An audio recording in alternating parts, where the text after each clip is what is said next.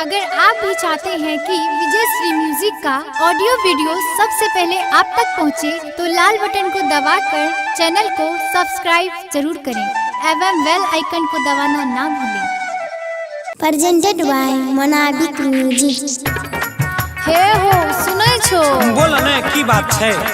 कहलिया हमरा सिंहेश्वर के मेला जाना छै। भाग महाराज, घर में पैसा नहीं कौड़ी आ बीच बाजार में दौड़ा दौड़ी। ना हम जेबे करबै, तू कुछो कर। नहीं यही स्कोर लग ले। सिंगिंग बाय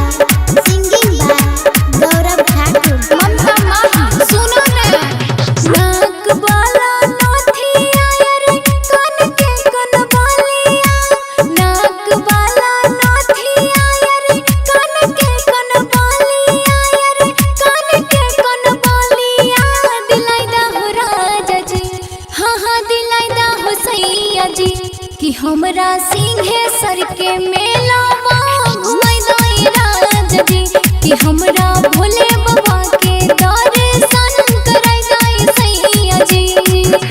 नहीं छै घर में खरची नहीं कर मन मारची, नहीं छै घर में खरची नहीं कर मन मारची, नहीं कर मन मारची। केना घुमैया है रानी, केना घुमैया है त तोरा सिंहेश्वर के मेलावा, केना घुमैया है त बोला भोले बाबा के दर्शन केना करैया है। ना उ सब हम नहीं बुझबा, बुझबो न त पैसा कहाँ से छै? हमरा भोले बाबा के दर्शन कराई दाई सैया जी, बोला भोले बाबा के दर्शन केना करैया है।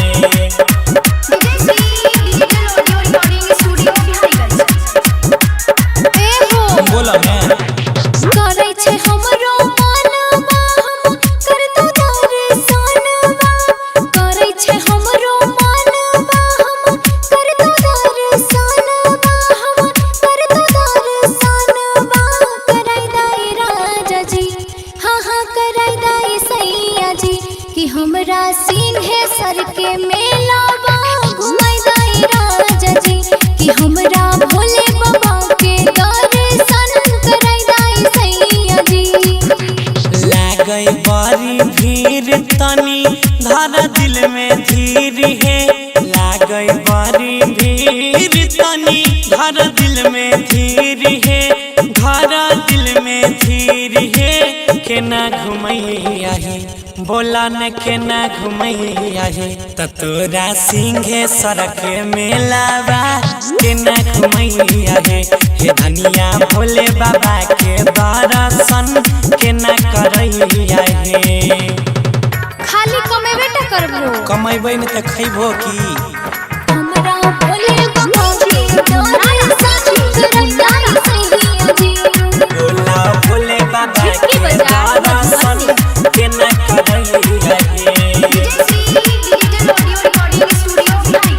सब को जाय रहल छै, जाय दो हमे की करबै?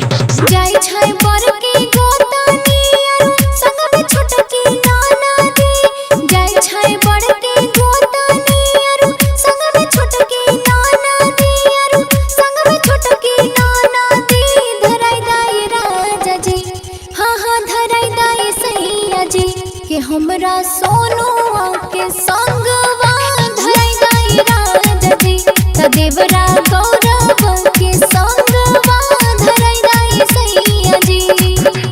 धारा नहीं है जीत देवा सब कुछ खरीद है, धारा नहीं है जीत देवा सब कुछ खरीद है, सब कुछ खरीद है। तोरा घुमैबा है रानी, तोरा घुमैबा है तयाई खून साँझ के बेला में मेलावा, तोरा घुमैबा है तो हमें अपने संग में लाई जाए के झूला झूलैबा है।